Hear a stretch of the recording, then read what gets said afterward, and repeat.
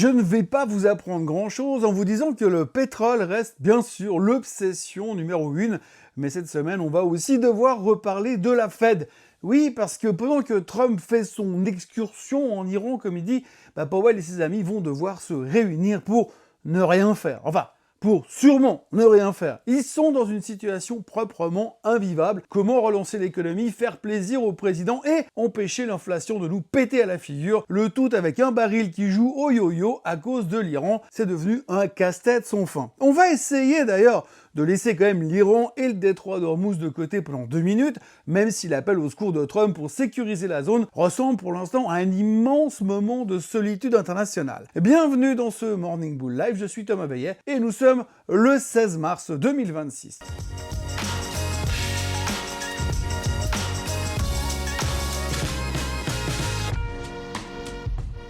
Cette émission vous est présentée par Swissquote. Alors avant toute chose, ce que vous allez entendre et voir dans cette vidéo n'est pas un conseil financier, c'est mon avis, mon analyse et parfois mon humeur du jour. Par contre, si vous voulez comprendre la bourse, là, vous êtes au bon endroit. Aujourd'hui, on va parler un peu de l'économie américaine qui donne des signes de faiblesse carrément inquiétants. Mais d'abord, voyons un petit peu les marchés et leur état de santé. Le S&P 500 est revenu sur ses niveaux de novembre dernier.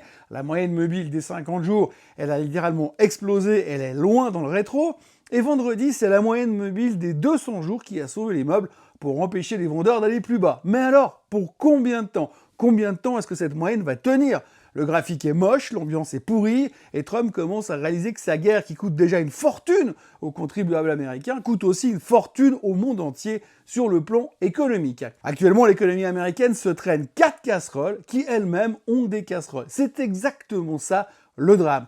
4 casseroles majeures, 4 cavaliers de l'apocalypse que Powell ne peut pas régler avec une simple baisse de taux. On préfère tous regarder les swings du baril en fonction des déclarations de Trump ou des bombardements qui vont avec, mais si on fouille un petit peu dans la macro, on comprend assez vite le problème. Le premier cavalier de l'apocalypse, la croissance en mode arrêt cardiaque, eh bien cette première casserole que se traîne l'oncle Sam, c'est la croissance. Et là, c'est pas juste un rhume, c'est une espèce de pneumonie. La semaine dernière, le PIB américain du 4e trimestre a été révisé à plus 0,7%. Rappelez-vous, au début, on nous vendait du 1,4%, et avant ça même, les économistes parlaient de 2,8% de croissance. Même Scott Bessent nous promettait la lune, et je parle même pas de Trump qui était en plein délire il y a encore un mois. Et bien là, on est passé de tout va trop bien à c'est pas terrible pour finir par se rendre compte qu'en fait, on est quasiment à l'arrêt.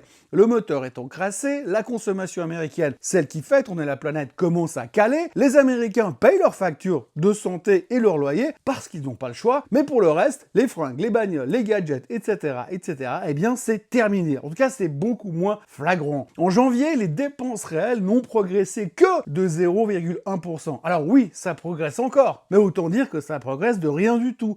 Et quand la consommation s'arrête, c'est que la fête est finie. Le deuxième cavalier de l'apocalypse économique aujourd'hui, c'est l'inflation zombie. Oui, cette inflation, celle qui refuse de mourir façon film d'horreur de série B. Mercredi, le CPI est resté scotché à 2,5% et vendredi dernier, le core PCE, le chouchou de la Fed, est sorti à 3,1% sur un an. C'est son plus haut niveau depuis 2 ans. Et si vous regardez les services, c'est encore pire. On est à 3,5%. Vous vous souvenez de la blague de 2021 ? L'inflation est transitoire. Oui, la blague, elle commence à durer un petit peu trop longtemps. On dit que les plus courtes sont les meilleures. Avec une inflation toujours au-dessus de la cible des 2%, Powell n'a aucune envie de jouer avec les taux. S'ils baissent trop tôt, ils rallument l'incendie. Ils ont mis 3 ans à réparer la boulette de 2021. Personne à la Fed ne veut replonger. Même si Trump hurle tous les jours, même si Powell prépare ses cartons, il n'a aucune envie de partir à la retraite avec l'étiquette du gros loser du banquier central qui aurait relancé l'inflation galopante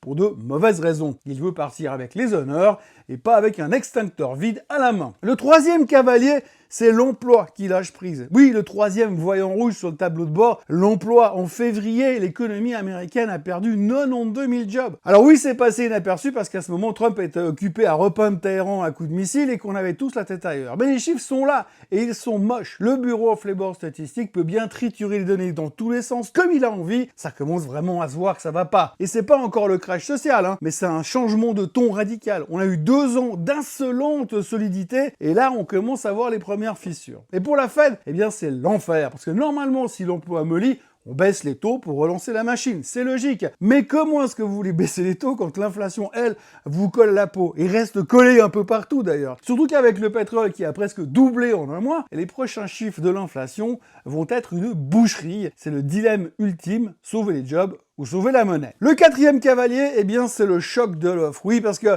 comme si le cocktail n'était pas assez explosif, le quatrième cavalier, vous le voyez venir, c'est la guerre qui fait sauter le verrou du baril. Le Brent est repassé au-dessus des $100 et le WTI joue les équilibristes juste derrière. Le tout au rythme des bombardements de Trump sur Carg Island. Et c'est le grand classique de l'économie mondiale. Quand le pétrole explose, tout suit. L'essence, les transports, l'électricité, vos billets d'avion, le fret maritime, bref, tout devient plus cher. En économie, on appelle ça un choc d'offres. Et là, Powell peut bien baisser ou monter les taux, ça ne changera rien au schmilblick. La Fed ne peut pas forer plus de pétrole, elle ne peut pas rouvrir à elle seule le détroit d'Ormuz d'un claquement de doigts, et elle ne peut pas empêcher ou même stopper la guerre. Alors elle regarde, elle observe, elle réfléchit et globalement, elle subit. Et quand on met tout ça ensemble, il y a un vieux mot qui commence à réapparaître à Wall Street, un mot qui vient directement des années 70, le mot stagflation. C'est la pire combinaison possible, une économie qui ralentit, mais une inflation qui reste trop élevée. Normalement, on sait gérer l'un ou l'autre,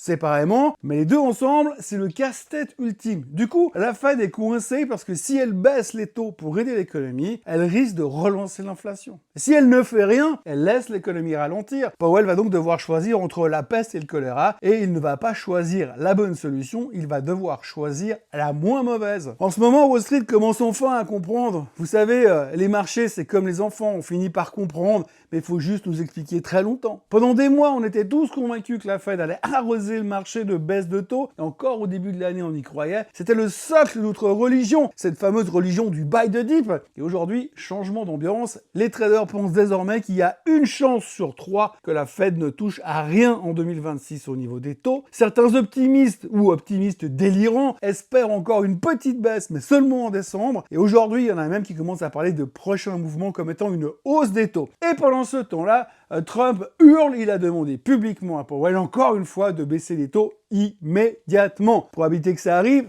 0%. Mais ça rajoute une couche de pression politique dont Powell se serait bien passé, surtout avec ses cartons déjà à moitié faits. Alors oui, l'économie américaine n'est pas encore officiellement en crise, mais la marge d'erreur est devenue extrêmement fine, comme une feuille de papier à cigarette, la croissance ralentit, l'inflation stagne, le pétrole s'envole, et l'emploi se fissure. Le pire, c'est que la suite ne dépend plus de Jérôme Powell, elle dépend du prix du baril et de ce qui va se passer au Moyen-Orient. Et ça, malheureusement, ce n'est pas dans les modèles Excel de la Fed. La prudence n'est plus une option, c'est une nécessité. Ce matin, l'Asie hésite, Tokyo est en baisse, Hong Kong grimpe et la Chine fait du surplace. On a eu quelques chiffres sur le shopping de fin d'année en Chine qui donnent un petit coup de pouce, mais le vrai sujet reste bien évidemment le baril. Ce matin, le WTI est à 97,80, le Brent est à 105. Trump continue de pilonner l'île de Carg pour asphyxier l'Iran, mais Hormuz reste une zone d'ombre totale. Et comme personne ne veut aider les Américains à sécuriser les détroit d'Ormuz, on se retrouve avec une situation un petit peu figée en ce lundi matin. Les soi-disant alliés regardent Trump se débrouiller tout seul, ils font la sourde oreille, et c'est nous qui payons le prix de l'essence. Si on doit résumer ce début de semaine, tout le monde regarde le pétrole, mais le problème est quand même bien plus profond. On est coincé entre une économie qui cale et une inflation qui refuse de mourir. La Fed va se réunir cette semaine, demain, avec un discours mercredi soir, et sauf miracle, elle ne fera rien. Pas par paresse, mais parce que chaque bouton sur lequel elle pourrait appuyer, elle risque de faire sauter l'immeuble. Le cocktail est parfait pour rendre les marchés nerveux. On est dans un équilibre fragile, hypersensible à la moindre étincelle. On n'est pas encore en crise, certes, mais la marge d'erreur a clairement disparu. Alors gardez vos gants, gardez vos casques, surveillez le pétrole, et pour ceux qui aiment vraiment se faire peur, jetez un coup d'œil au private credit parce que c'est peut-être là que le prochain départ de feu nous attend. D'ici là, n'oubliez pas de vous abonner à la chaîne Swissquote en français, de liker cette vidéo, de la commenter et de la partager en masse, bien sûr. Nous, on se revoit demain pour de nouvelles aventures et une semaine qui aura commencé pour de bon. Belle journée à tous. Bye bye. Ce contenu est informatif et éducatif destiné aux personnes connaissant les marchés financiers. Il ne constitue pas un conseil en investissement, juridique ou fiscal. Le trading et l'investissement comportent des risques, notamment la perte de capital. Les CFD et actifs numériques sont volatiles et ne conviennent pas à tous. Swissquote décline toute responsabilité quant à l'exactitude du contenu ou aux pertes liées à son usage. Produits et services disponibles selon la législation en vigueur.